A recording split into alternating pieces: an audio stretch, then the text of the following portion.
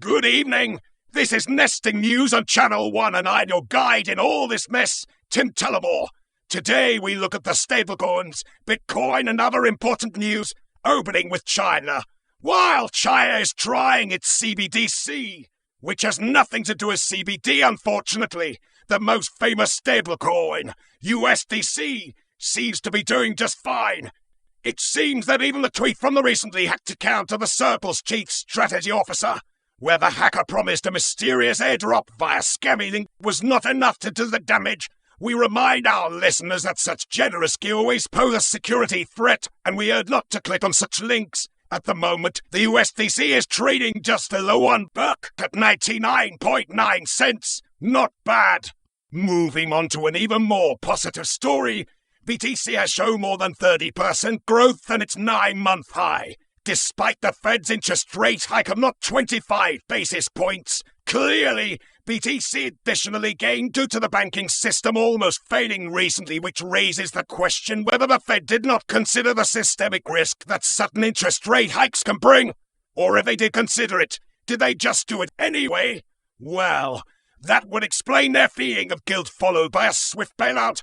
So, does anyone can join the Fed to make important decisions now? Speaking of another huge institution that shrugs its shoulders as if it did nothing wrong, of course, we are talking about Binance and its most recent allegations of insider trading.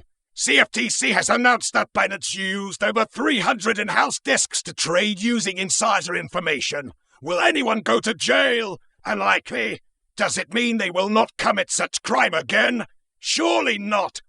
All it means is that Binance is bringing the reputation of crypto assets being as lucrative as the classic financial instruments, and that in turn would get the attention of the Wall Street bandits, who are always on the lookout for another asset to use for robbing the regular Joes. Anyway, let's switch to something meaningful, namely the long-awaited Theta Hackathon. The application is now open for anyone willing to compete. But why is Theta Hackathon, I hear you ask? Well, it's like Marathon, but for hackers. Wait, what? Is not? Okay, the studio corrects me. Apparently, is an open contest for creators of Theta blockchain to submit their game-changing solutions that contribute to the Theta ecosystem. Different tracks, ability to showcase your project, prize pool, equivalent to a whole one Bitcoin in 2020 sun, or 250,000 dead presidents in today's currency. You can find more information following the official link. We will be following this matter closely and would surely report any decent submissions.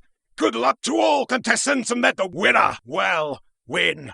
That will be all for tonight. I was your host, Tim Tullamore with NestingNews, Channel 1. Stay savvy with us. Good night.